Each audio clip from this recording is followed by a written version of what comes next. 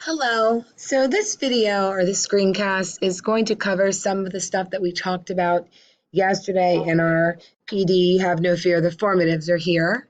I'm really going to be covering entering grades in Gradebook using the assignment feature and the add grade column, and then also just kind of covering again the difference between when you want to manually input a grade or use the assignment feature using in the Schoology platform. So yesterday we had talked a lot about creating the formatives and how we want to track that data, which is extremely important.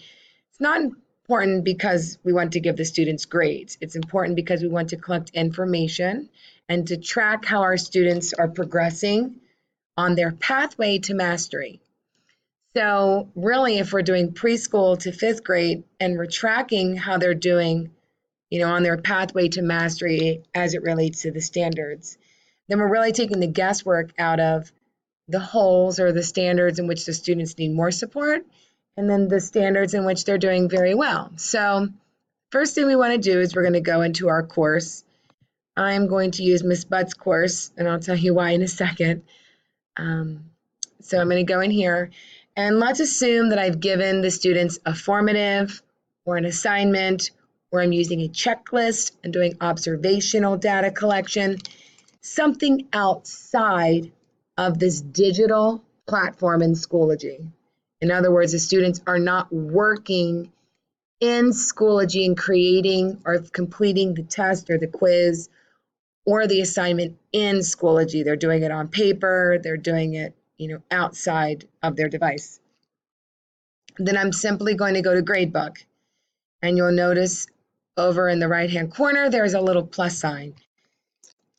Really and truly, you're going to be adding an assignment or a grade column. The difference here is that if I am using a rubric, so let's assume that I've gone to the groups and I have taken the progressions that the district has really already done for you, and I'm taking the progressions from Schoology.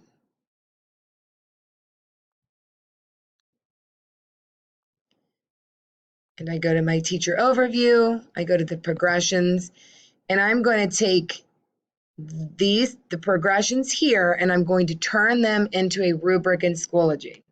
So I'm going to copy this, download it here, open it, and copy and paste to create a rubric. Then I want to add an assignment.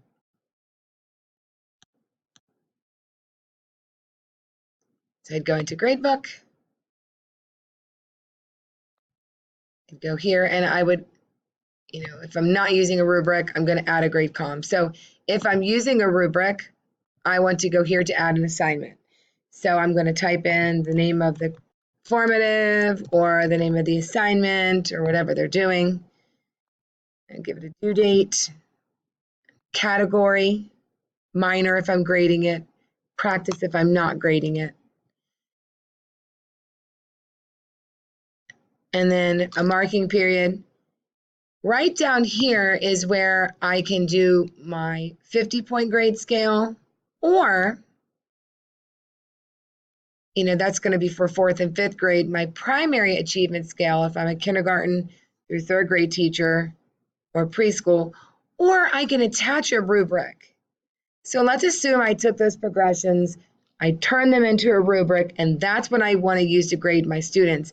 I can click on the rubric, and then this rubric is aligned to these standards here, and I can create it. What that will do for me is that if I go here to this assignment and I click here, the rubric will pop up, and all I have to do is then grade the students by clicking on the rubric.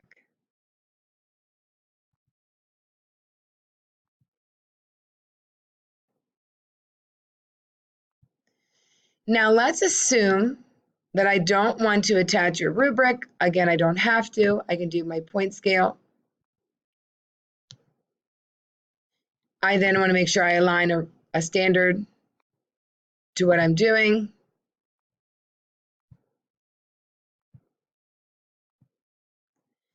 And I can do it that way. and then just go in and manually put in the grades.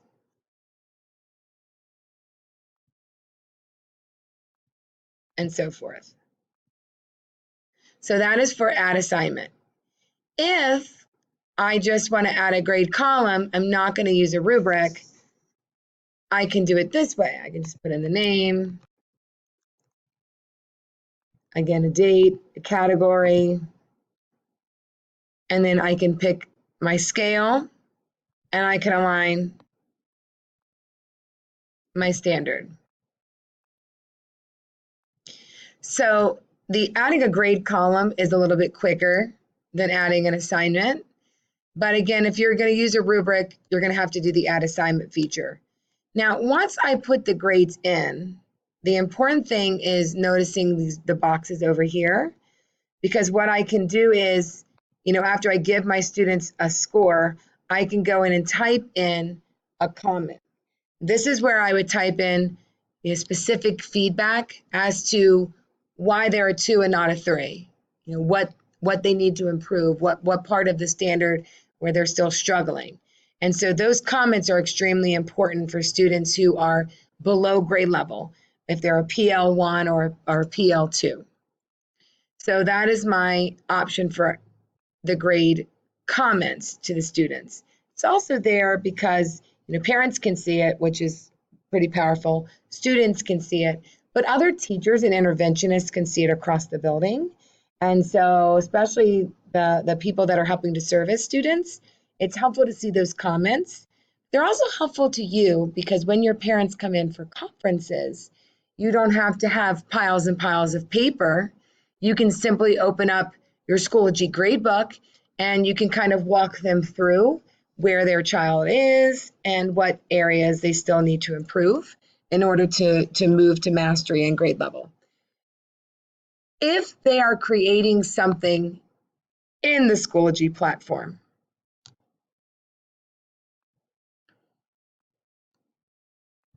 like in the Schoology platform, then I go to add material and add an assignment, or I can add a test or quiz, I can add an assessment, I can add a discussion, even a media album. Any of those things I can add that I can actually grade. We'll just pick assignment right now since it's the first one there. Again, if the students were completing this, I would put a detailed description, extremely detailed there. I would definitely want to give this a due date because they're completing it in Schoology. And the great thing about Schoology is it timestamps everything. Picking a category. Deciding if I want to use a rubric to score it or a grade scale. Aligning my standard.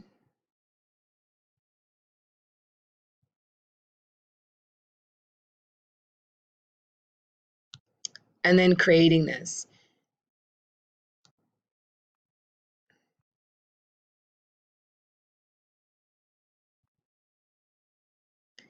Now, notice that when you do an assignment in Schoology, you have to put a time because they do operate on a due date, because students will not be able to submit anything past that due date. And when I click on this, you'll notice it says submissions over here. So this is like if I put something in Schoology, I'm going to, grade it in Schoology. The students are going to complete it in Schoology, and they're going to submit it through Schoology. Then I want to use this feature. If not, I'm just going to add a grade column or add an assignment. I hope this was helpful for you. If you have any questions about Gradebook or adding formatives, or any observational data that you might have, or adding assignments or grades, or also how to create rubrics within Schoology. The great thing is once you create a rubric, it's there to stay. It doesn't go away. So if you take the time up front to use the district progressions and put them into a Schoology rubric, they will always be there. And then that way you can actually give the students, the rubric as far as where they are in their progression, if they're a 4 or a 3 or a 2 or a 1, and they're done for you. You can also save them to your resources and use them throughout any unit. Thank you so much. Have a wonderful day and have fun at Schoology.